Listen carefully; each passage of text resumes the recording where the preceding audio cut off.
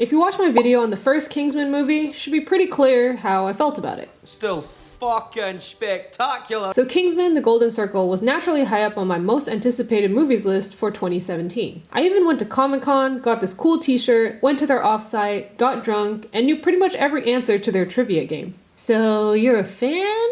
Just a bit.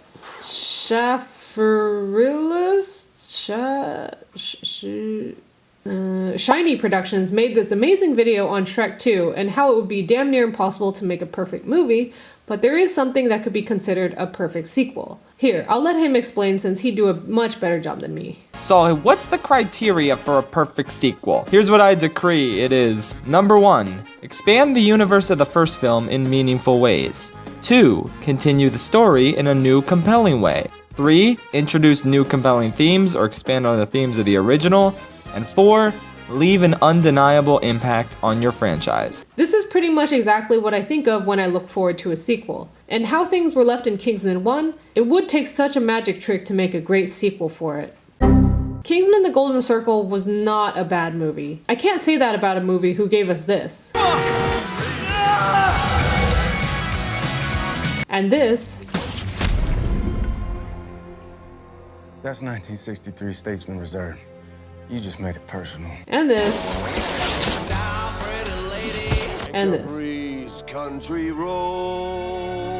It did entertain the heck out of me, so as an action movie, it gets real points for that. But The Golden Circle was definitely a movie you would think the studio heads thought audiences wanted, but don't really. There's this really bad speculation video saying that the studio interfered with the movie, but didn't provide any evidence to say that was actually the case. As far as I could see, there was no talk of the director clashing with the studio or actors dodging questions about production, like there was for other movies like 50 Shades, Fantastic, or even some of the Star Wars movies. It was even documented that Matthew Vaughn, the director of Kingsman, chose to walk away from directing the sequel to Kick-Ass, even though he was offered the role. Fox Studios had Kick-Ass, X-Men, and Kingsman because of Vaughn. If you think they didn't give him the room to direct, you'd probably believe in water turning the frogs. Now, I'm not saying the studio had no hand in how The Golden Circle turned out, but we just don't know exactly how because there seems to be little to no information about conflict or anything, whereas other movies are plagued by it. But let's just start at the beginning. Making a sequel. Undoing Kingsman 1. When Matthew Vaughn does a movie, he makes a movie. He doesn't hold back. He makes the best movie he can with the vision he has. This proved to do very well with Kick-Ass and X-Men First Class. As I said in my X-Men video. Well, this ain't that kind of movie. The moment was really hard-hitting in the first one, so to bring him back would undo a lot of the weight that went into that. Kingsman 1 had a fantastic beginning, middle, and end that gave full character arcs and satisfying conclusions to the characters that we met. I'm not saying that the first Kingsman movie was so finite it wouldn't leave room for a sequel, but the second one has a lot of heavy lifting to do in a world that was different from the start of Kingsman 1. By the end of the first movie, this is what we know. Eggsy is doing his best to fill in Harry's shoes. Arthur turned out to side with the bad guys, so Kingsmen were due for some restructuring. Roxy solidified her place as Lancelot, and Harry's death weighing a lot on Eggsy's mind. Those are probably the core beats to make sure the sequel hit, but unfortunately, Kingsman: The Golden Circle undoes a lot of the New World rules. With Harry being revived by the Statesman, the ultimate dynamic between student and mentor is put back into place, even though this should be Eggsy's evolution as a student into a skilled agent all on his own. Don't get me wrong, I honestly loved the dynamic between Harry and Eggsy in the first movie, but that was perfect in that moment in time. I wanted to see Eggsy evolve past that and develop into a character all on his own, especially since Harry was killed. It might be a different story if Harry never died in the first one. Then we have Roxy. Roxy was a character that I really loved. In the first movie, she was the first to befriend Eggsy, and in the tests, he even helped her out with the parachuting one where she was deathly afraid of heights. It was a great, even friendship. But credit where credit is due, I did love the dinner scene between Roxy helping out Eggsy during his meet the parents moment with the King and Queen of Sweden. Best agent or best friend? If there's any hope that people are to believe male-female platonic friendships do exist, this helps tremendously with that. But then she gets killed right off. If this was to motivate the hero, it just frustrates me even more. If they had just killed Brandon and maybe JB, maybe, I'm still a little undecided on that one, then I think I would have been more okay with that. We can assume Brandon's relation to Eggsy, but we've actually seen Roxy with him. If you absolutely had to kill her, she deserved a better death than that. Harry had his church scene, but Roxy gets nothing.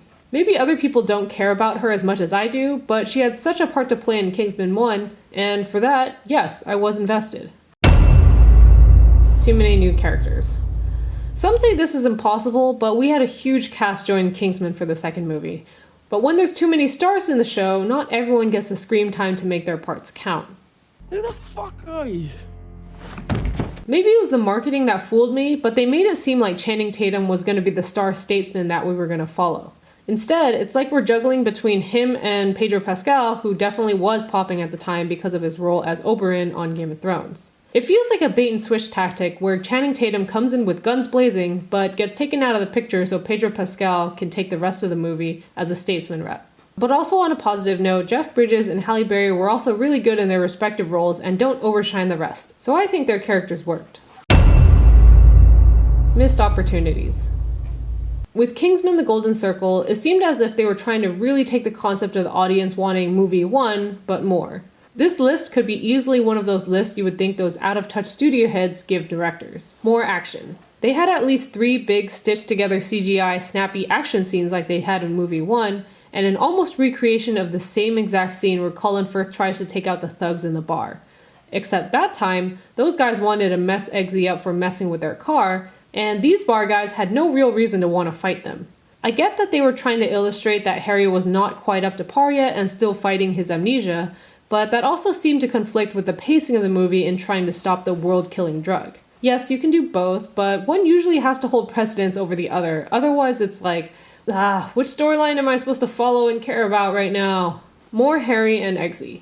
This kind of ties back to my earlier point about resurrecting Harry and the problems that it resets by doing so.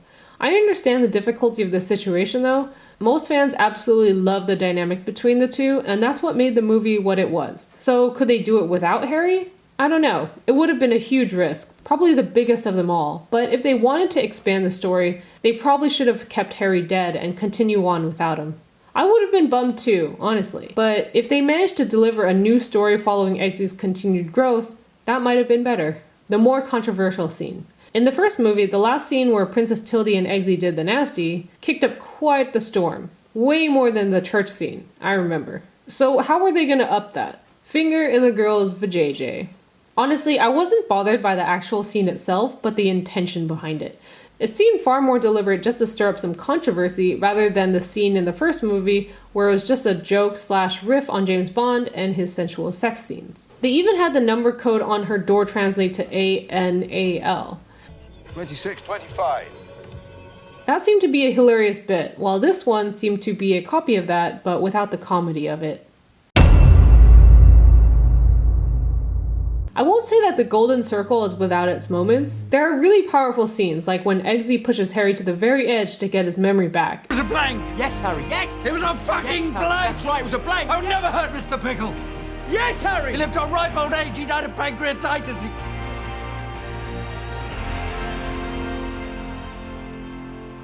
Puppy! Then there was this scene that made my favorite version of Country Roads. Country road. Seriously, this could be a Scottish song for all I care now. And I watch this scene over and over and over again anytime I want to feel like the cool kid I never was.